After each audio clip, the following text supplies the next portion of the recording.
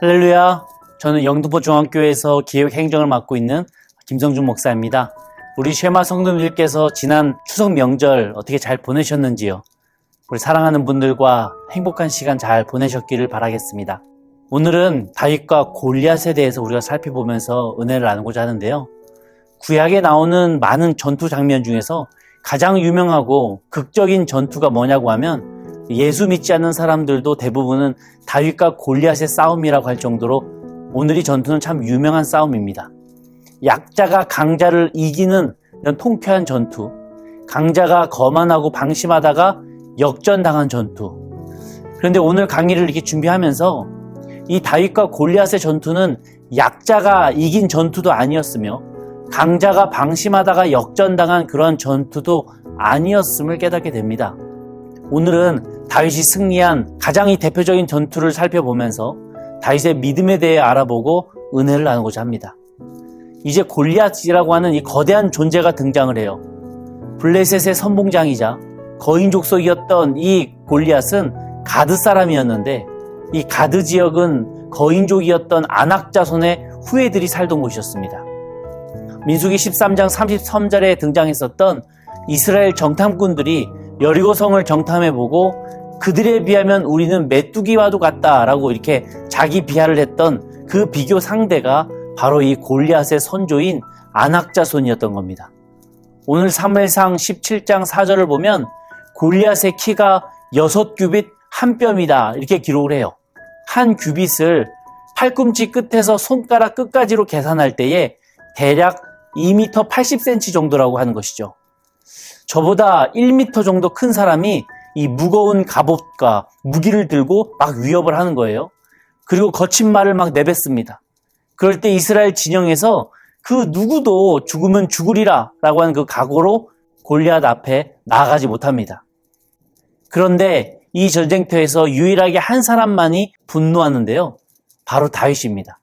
아직 전쟁터에 징집될 수 없는 나이였던 이 꼬마 다윗이 새벽같이 일어나서 25km를 걸어왔을 때에 살아계신 하나님을 모욕하고 조롱하는 그 골리앗 앞에 불같이 분노해요.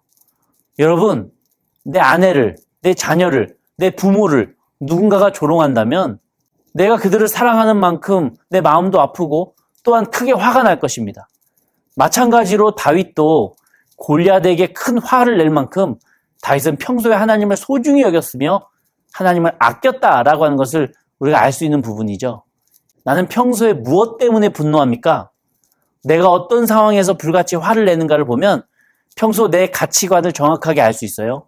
내 인생에 있어서 정말 내가 중요하게 여기는 것이 무엇인지 그때 적나라하게 드러난다고 하는 것이죠. 나는 재물 때문에 폭발합니까? 나는 인간관계 때문에 분노합니까? 나는 내 계획이 일그러질 때 참을 수가 없습니까? 내 자존심에 조금이라도 스크래치가 나면 미칠 것 같습니까? 하나님 앞에서 실수할 때에 내 자신에게 화가 납니까? 내가 불같이 분노하는 그곳에 사실 내 마음이 있다는 것을 기억하면서 나는 예수님을 믿는 사람으로서 그분의 이름과 그분의 명예가 훼손되는 것에 있어서 과연 내가 어떠한 감정을 느끼는지 스스로 한번 생각해 볼 수 있는 우리 쉐마 성도들 되시길 바라겠습니다. 물질의 포상만 생각하는 사울의 부하들과는 다르게 다윗은 하나님의 영광에 대한 열정으로 움직이기 시작했습니다. 심지어 자신의 목숨을 걸면서까지 하나님을 향한 자신의 그 감정을 주체할 수가 없었다고 하는 것이죠. 그래서 출전을 선포합니다. 이런 출전 소식 앞에서 아주 곤란한 사람이 한 명 있었는데 바로 사울왕이었어요. 왜냐하면요, 사울왕은 기름 부음 받은 사람이었기 때문입니다. 그 당시에 기름 부음을 받았다라고 하는 그 의미는 하나님께 선택받은 자였다는 뜻이었고 감당해야 될 의무가 있는데 그 중에 하나가 이스라엘의 명예를 지키고 하나님의 영광을 드러내야 할 의무가 있었다고 하는 것이죠. 여태 골리앗의 저런 만행을 방치한 것을 볼 때에 사울 자신이 기름 부음 받기에 얼마나 합당치 못한 인물이었는지를 자기 스스로가 입증하고 있는 셈이었습니다. 그 시대나 지금이나 어떤 조직이든지 체제가 갖춰지기 시작하면요, 좋아지는 것 같지만 다른 이면에는 또 다른 위험이 따릅니다. 이스라엘 나라도 왕이 세워지는 그 조직 체계를 갖추다 보니까 서서히 그 이면에 큰 위험이 생기기 시작하는데 그게 바로 진짜인지 가짜인지 알기가 어려워진다고 하는 것이죠. 지금 사울 왕이 기름 부음 받은 자로서 사명을 잘 감당하는 진짜인지 아니면 사명 따위는 다 잃어버리고 조직 안에서 내 자리만 지키기에 급급한 가짜인지 이 판별하기가 점점 더 어려워진다고 하는 것입니다. 근데 더 무서운 것은요. 혹 내가 가짜라도 그 조직 체계에 기대면 그럴싸하게 보인다고 하는 게 문제예요. 속은 텅텅 빈 껍데기이지만 겉으로 흉내낼 수 있다고 하는 게 최악입니다. 그러면서 조직은 내부에서부터 썩어져 가고 있는 것이죠. 다른 사람 생각할 것이 없더라고요. 혹시 내가 이 조직 체계에 기대서 진짜인 척하고 있는 가짜는 아닌지 내 자신을 돌아볼 수 있어야 됩니다. 겉으로 볼 때는 기도하는 척하고 눈물 흘리는 척하지만 무릎 꿇는 척하지만 정작 내 마음속에는 하나님 가치관이 아니라 세상 가치관으로 가득 들어차 있는 것은 아닌지 그리스도인 코스프레 하면서 연기력만 늘어나고 있는 것은 아닌지 내 자신을 들여다볼 수 있어야 됩니다. 그런데 사울이 왜 이스라엘 공동체 조직에 숨어서 그 체제에만 의지하고 있는가? 그 이유는요. 하나님을 붙잡아본 경험이 없기 때문입니다. 기대고 숨는 것만 해봤지 하나님을 붙잡고 하나님께 매달리는 그 간구의 경험이 없기 때문에 모르는 거예요. 그래서 더 안타깝다고 하는 것입니다. 사무엘 선지자 역시도 사울을 처음 봤을 때 이보다도 왕감이 없다라고 생각할 정도로 참 기골이 장대하고 멋있는 사람이었다고 하지 않습니까? 사울이 조직 체계 안에 숨고 체제를 의지할 줄은 알았지만 하나님을 붙잡고 그분께 매달리는 것을 몰랐기에 이 나라가 이 지경까지 오게 되었다고 하는 것이죠. 그래서 사무엘 선지자가 눈물이 나올 정도로 정말 마음이 아팠다고 하는 것입니다. 우리는요, 주님을 붙잡는 그 경험이 참 중요하다는 것을 기억해야 됩니다. 아, 오직 이거 하나면 되는구나 라고 하는 이 고백이 내 입술에서 나오면서 세상 그 어떤 것에 기대는 것보다 가장 든든하고 흔들리지 않는 것이 하나님 붙잡는 것이구나 라고 하는 그 경험이 쌓이게 될 때에 우리도 다윗처럼 이 신앙의 소신대로 행동할 수 있는 것입니다. 우리 사랑하는 쉐마 성도님들의 마음에 오직 이거 하나면 되는구나 라고 하는 그 영적 확신이 가득하시기를, 그리고 그것이 바로 하나님의 능력임을 경험하시는 주의 자녀 되시기를 간절히 축원합니다. 사울은 다윗에게 자신의 갑옷과 칼을 줍니다. 마치 다윗을 아끼고 다윗이 죽지 않기를 바라는 마음에서 준 것 같지만 사실은 전혀 다른 이유 때문이에요. 사울 자신이 기름 부음 받은 자로서 지금 골리앗 앞에 나가서 싸워야 하지만 내가 두려워서 못 나가니까 이 누군가 대신 자신의 칼과 갑옷을 입고 나가서 싸워서 혹시 이긴다면 그럴 때 선택받은 내가 준 내 갑옷과 내 무기로 이겼다라고 하는 그 구색이라도 맞추려고 이 얄팍한 머리를 굴리고 있는 겁니다. 사울에게는 주님께 받은 그 사명을 감당할 용기는 없었지만 반대로 사람들 앞에서 자신의 체면을 내세우는 것은 아주 중요했다고 하는 것이죠. 이 소년 다윗이라고 목숨이 아깝지 않았겠습니까? 거인 족속 골리앗을 바라볼 때에 두려움을 느끼지 않을 자가 어디 있겠습니까? 게다가 새벽부터 지금 25km를 걸어오느라 너무 지쳤어요. 그래서 다윗은 이 골리앗을 그냥 못 본 척하고 도시락 배달만 하고 돌아가도 이 손가락질 할 사람이 아무도 없었습니다. 그런데 왜 다윗은 저 골리앗을 그냥 지나쳐 버리지 못합니까? 왜 저 짐승 같은 존재를 그냥 모른 척 할 수 없습니까? 왜냐하면요, 바로 나도 기름 부음 받은 자였기 때문입니다. 아무도 다윗이 기름 부음 받았다라고는 사실을 몰라요. 근데 누구는 압니까? 나요. 내 자신을 알고 있기 때문에 내 신앙의 양심상 기름 부음 받아서 하나님의 명예를 지킬 그 책임감 있는 주님의 자녀로서 이스라엘 공동체를 욕하고 하나님을 조롱하는 이 수치 앞에서 그냥 모른 척하고 지나갈 수가 없었다고 하는 거예요. 우리 속에는 이런 거룩한 신앙적인 양심이 있습니까? 아무도 모르니까 세상 속에서 세속화의 길을 똑같이 살아가는 것이 아니라 아무도 모르니까 조금이라도 더 다르게 살아가려고 하는 사람이 바로 그리스도인이라고 하는 것이죠. 그래서 좀 더 불편할 수 있고 그래서 좀 더 미련해 보일 수 있습니다. 그런데 그런 신앙적인 양심과 영적인 고집을 우리가 지켜나갈 때에 우리 모두가 기름 부음 받은 주의 자녀로서 내 자신에게도 내가 떳떳하고 그것을 지켜보고 계신 주님께서도 대견스러워 하시며 기뻐하시는 그런 그리스도의 향기 나는 주의 자녀 될 줄로 믿습니다. 모두가 이 스마트하게 그거는 불가능하다라고 계산할 때에 다윗 혼자만 어리석게 그건 가능하다라고 확신합니다. 그리고 이렇게 고백하죠. 사무엘상 17장 45절입니다.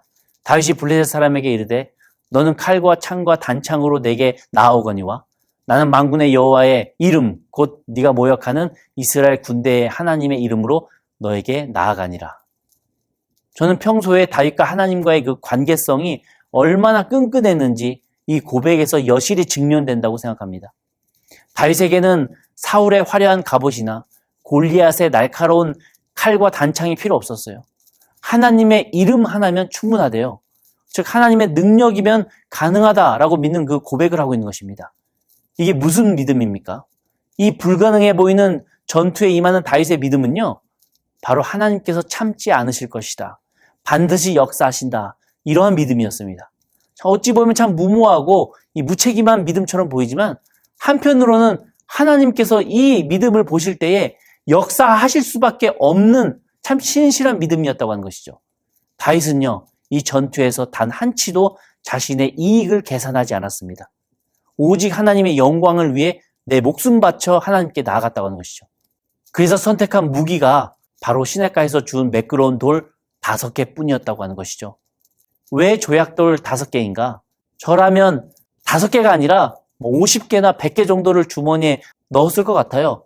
많이 던져야 그 중에 하나라도 맞죠. 근데 왜 다윗은 달랑 조약돌 5개만 선택했나요? 왜냐하면요, 5번이면 충분하다는 겁니다. 이미 과거에 수차례 사자와 곰을 상대로 아버지의 양을 지켜나갈 때에 5번 안에 하나님께서 역사하시지 않은 적이 없다고 하는 것이죠. 그러한 자신만의 확신을 알 수 있는 증거가 이 조약돌 5개였어요. 저는 다윗의 이 무모한 확신이 참 부럽더라고요. 어떻게 5번 안에 반드시 주님께서 역사하실 것을 목숨을 걸고 확신할 수 있을까? 사실 이 확신의 비결은요, 평소 하나님과의 친밀한 관계 속에서 쌓아온 담대함이었습니다.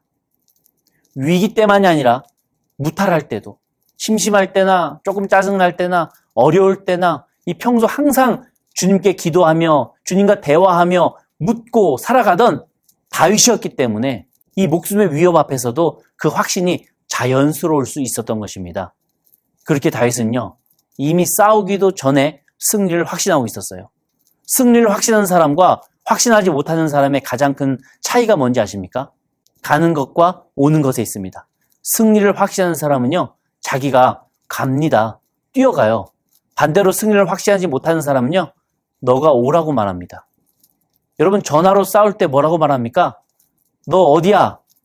일로 와! 라고 말하죠. 어차피 못 올 거를 알기 때문에. 그런데 진짜 싸울 태세인 사람은 뭐라고 말합니까? 너 주소가 어디야? 내가 갈게. 그렇게 하고 진짜 갑니다. 다윗과 골리앗 싸움에서도 그 현상이 똑같이 드러나더라고요. 다윗은 달려나가고 골리앗은 내게 오라고 말합니다. 44절 중간인데요. 내게로 오라.